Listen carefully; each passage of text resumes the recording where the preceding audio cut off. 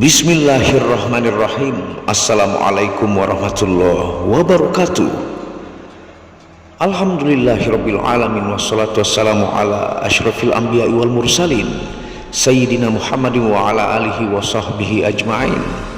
Rabbi shrah li sadri wa yassir li amri wahlul 'uqdatam min lisani yafqahu qawli. Alhamdulillah, bersama saya lagi dengan Muhammad Hamdan Al-Ghazali dalam Tauhid Metafisik. Pada kesempatan yang berbahagia ini kita akan membahas tentang video ajaran falsafah Mohlimo dari Sunan Ampel. Tonton video ini sampai selesai supaya Anda mengerti, tidak gagal faham dan tidak menjadi fitnah karena kegagal fahaman Anda. Ajaran Mohlimo ini muncul ketika kerajaan Majapahit carut marut di ambang kehancuran karena para penguasa, bangsawan dan adipati lupa diri, hidup bermewah-mewah dan melupakan tugas kerajaan yang melayani rakyat, hingga beliau muncul sebagai penyelamat kerajaan. Sunan Ampel merupakan salah satu di antara wali songo yang menyebarkan agama Islam di Nusantara, tepatnya di tanah Jawa. Sunan Ampel yang memiliki nama asli Raden Muhammad Ali Rahmatullah atau Raden Rahmat menyebarkan agama Islam di wilayah Surabaya, Jawa Timur.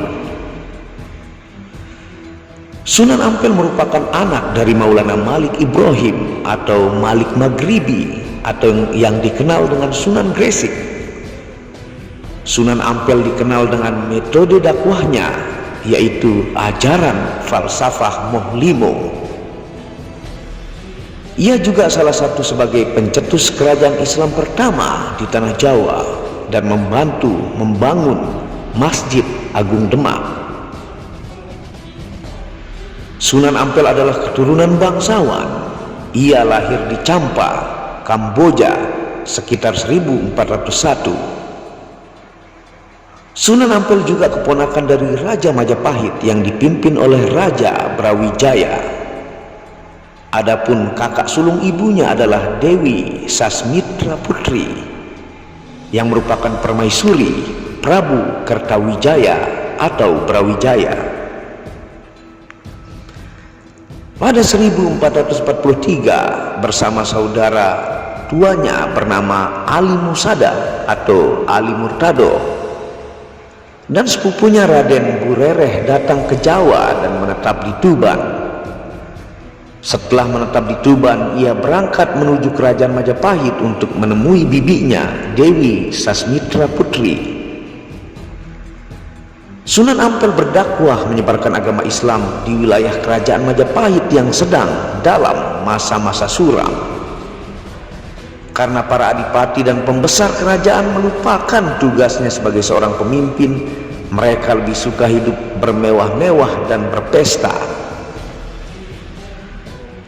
Kondisi itu membuat Prabu Brawijaya merasa sedih mengetahui kerajaan yang carut marut.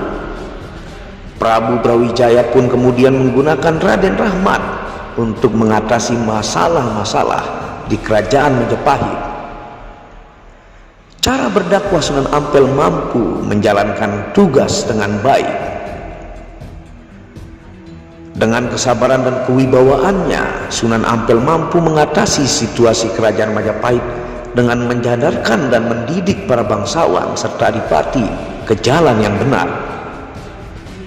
Setelah berhasil menyadarkan para bangsawan dan adipati, Sunan Ampel melanjutkan niatnya untuk berdakwah di masyarakat.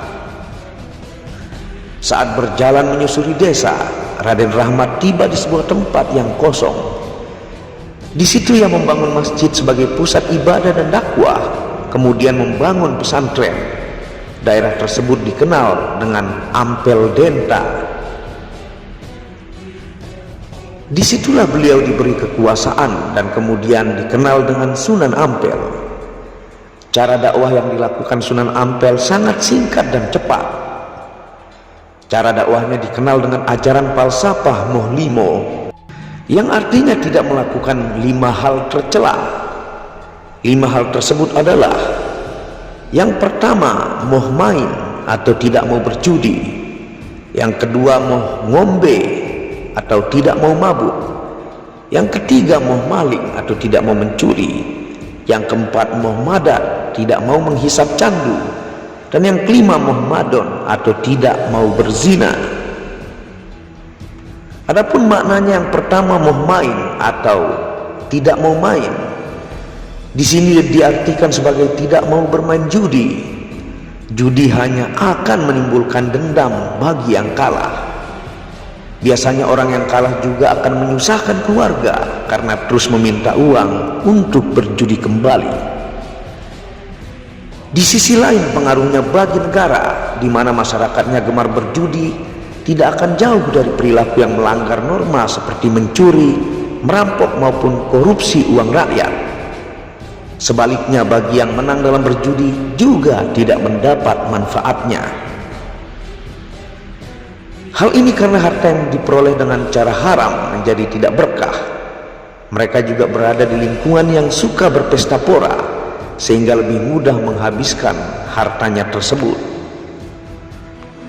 Makna yang kedua dari moh minum atau moh ngombe, tidak mau minum yang memabukkan, bermakna tidak mau minum minuman yang memabukkan seperti alkohol. Hal ini karena minuman tersebut dapat menghilangkan pertimbangan akal sehat. Dampaknya, orang yang suka minum tidak dapat membedakan mana yang baik dan buruk. Ketika mabuk pun membuat seseorang dapat saja membocorkan rahasia pribadi, teman, pekerjaan, dan lainnya, sehingga merugikan dirinya maupun orang lain. Makna yang ketiga adalah moh maling, yakni tidak mau mencuri, berarti yang mana perbuatan tercela yang merugikan korbannya.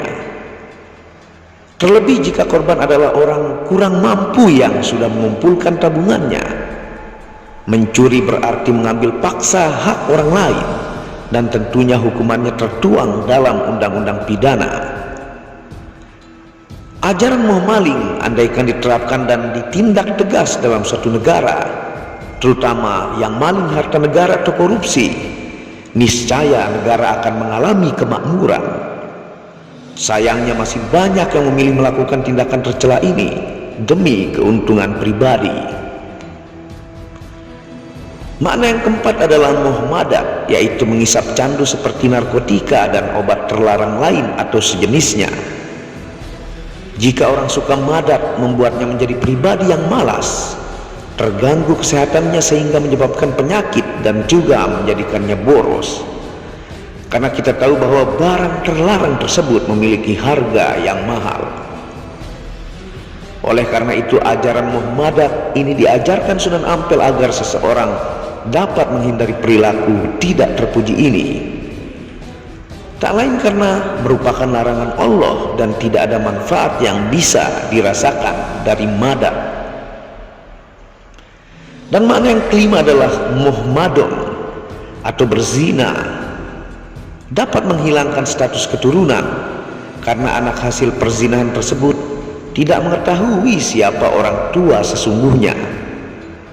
Terlebih jika dilakukan dengan pekerja seks, hal ini akan menjadi penularan penyakit kelamin berbahaya seperti HIV/AIDS. Maka sudah menjadi keharusan agar menjauhi berzina karena dilarang Allah dan merupakan perilaku tercela. Itulah dia beberapa ajaran Sunan Ampel. Tentunya jika menerapkan moh limo ini, kita akan menjadi pribadi dengan budi pekerti yang baik.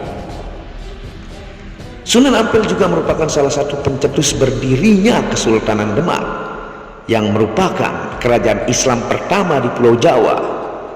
Ia juga membantu mendirikan Masjid Agung Demak. Salah satu 4 tiang utama yang ada di masjid diberi nama Sunan Ampel. Sunan Ampel meninggal diperkirakan pada 1481 di Demak dan dimakamkan di sebelah barat Masjid Ampel, Surabaya.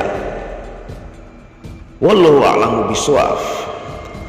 Terima kasih sudah menonton video tentang ajaran falsafah moh limo dari Sunan Ampel, baik itu moh main, moh ngombe atau moh minum, moh maling, moh madat, dan moh madon. Beliau adalah orang yang sangat berjasa sebagai pahlawan, membangkitkan kerajaan Majapahit yang hampir hancur karena bangsawan yang korupsi, bermewah-mewah dan melupakan tugas kerajaan. Apabila ada salah kata itu murni dari kebodohan saya sendiri, apabila ada benarnya itu datangnya dari Allah. Wabillahi taufiq wal hidayah. Assalamualaikum warahmatullahi wabarakatuh.